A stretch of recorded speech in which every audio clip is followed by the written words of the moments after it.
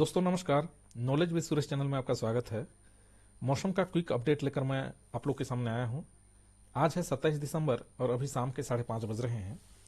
तो चलिए हम आने वाले 3-4 दिनों तक हमारे पूर्वी भारत और मध्य भारत में किस तरह का मौसम होगा, हमारे जसपुर छत्तीसगढ़ में, झारखंड में, उड़ीसा में।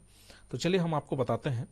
देखिए, जैसे कि मैं पिछले वीडियो में आपको बताया था कि 26 दिसंबर को एक तगड़ा वेस्टर्न डिस्टर्बेंस, एक पावरफुल वेस्टर्न डिस्टर्बेंस भारत में प्रवेश करेगा। तो उस वीडियो में मैंने ये भी बताया था कि वेस्टर्न डिस्टर्बेंस क्या होता है।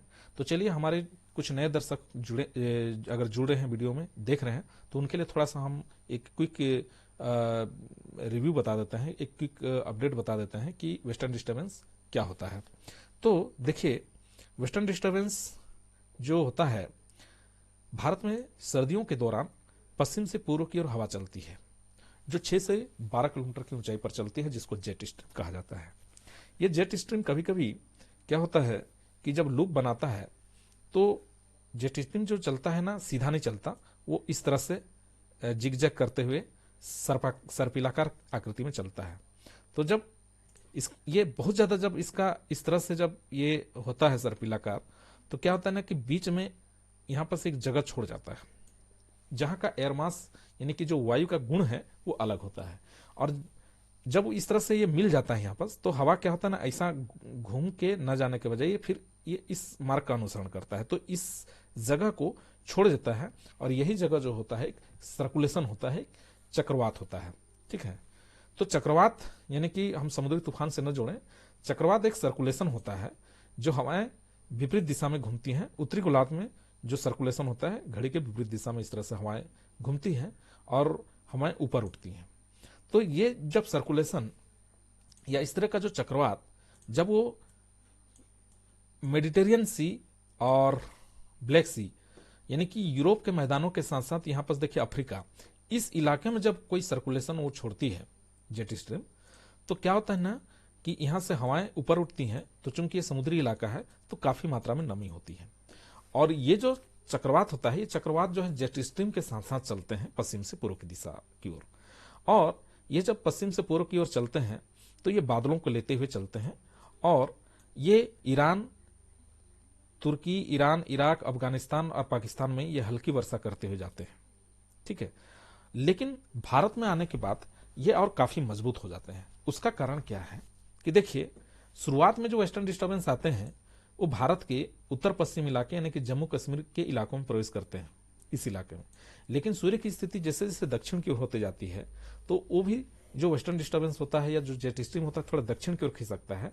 और खिसकने की वजह से क्या होता है कि कभी कभी जो वेस्टर्न डिस्टर्बेंस का जो सिस्टम होता है, जो कि सर्कुलेशन के रूप में होता है, वो थोड़ा सा दक्षिण में रहता है।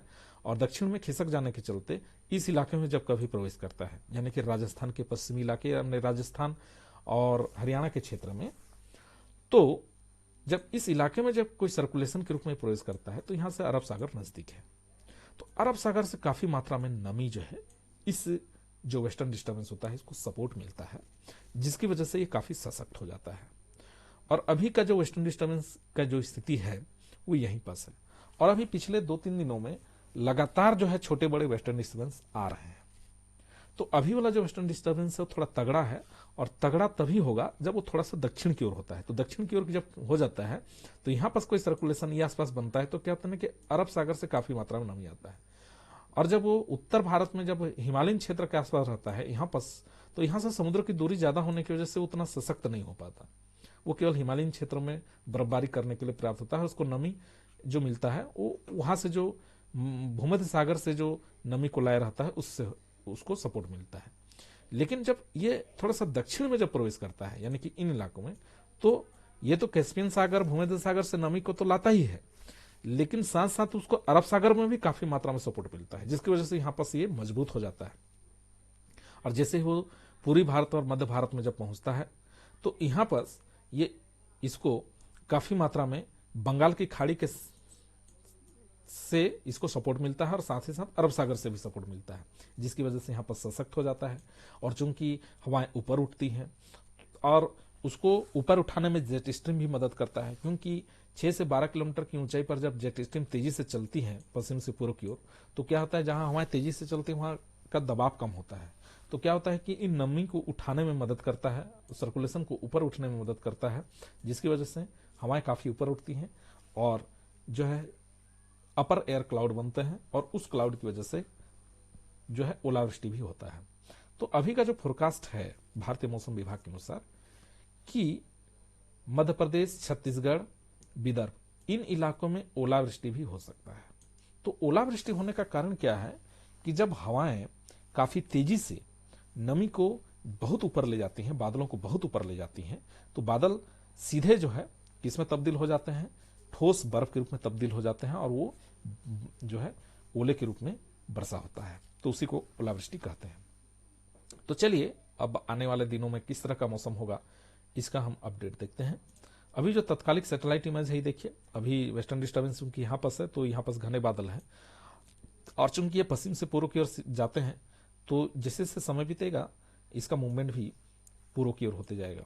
तो चलिए हम अपडेट देखते हैं कि बादलों का स्थिति किस तरह से होगा।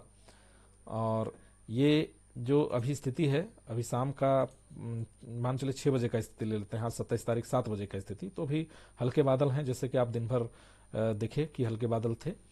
और कल सवेरे होते होते यहाँ का जो बादल है देखिए ये पूरब की ओर शिफ्ट होते जाएगा, इस तरह से मूवमेंट होते जाएगा ये देखिए।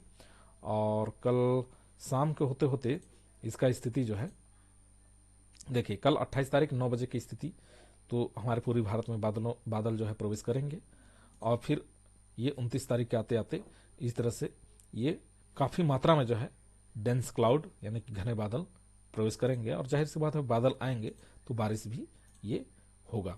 तो इसका स्थिति 30 दिसंबर तक बन रहा है। देखिए 30 दिसंबर का सवेरे 10 बजे का स्थिति है, 9 बजे का स्थिति है, तो शाम के 9 बजे का स्थिति है, ये देखिए 4-8 PM है ना।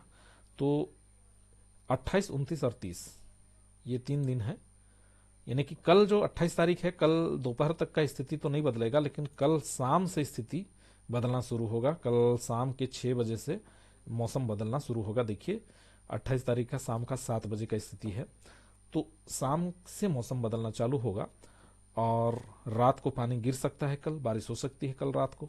और परसों को 29 दिसंबर को भी देखिए 2 बजे सुबह का स्थिति है, 2 AM माने रात के 2 बजे का स्थिति है। तो रात गहराते गहराते बादल भी गहरा जाएंगे और संभवतः बारिश होना शुरू हो जाए। तो 29 तारीख को स्थिति जो रहेगा दिन भर का वो क्लाउडी रहेगा और बारिश वाला रहेगा।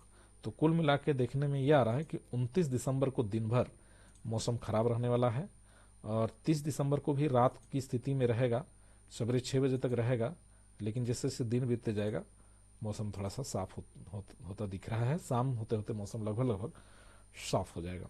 तो इस तरह का अपडेट है। तो ये क्विक अपडेट आप लोग के लिए था मौसम का। तो ठीक है, आप लोग को वीडियो कैसे लगा कमेंट जरूर कीजिए और चैनल को सब्सक्राइब कीजिए जो हमारे नए दर्शक हैं, और वीडियो को शेयर भी कीजिए। मौसम संबंधी हम इस तरह का वीडियो आप लोग के लिए लाते रहेंगे। तो चलिए ठीक है, आप नेक्स्ट वीडियो में मिलते हैं।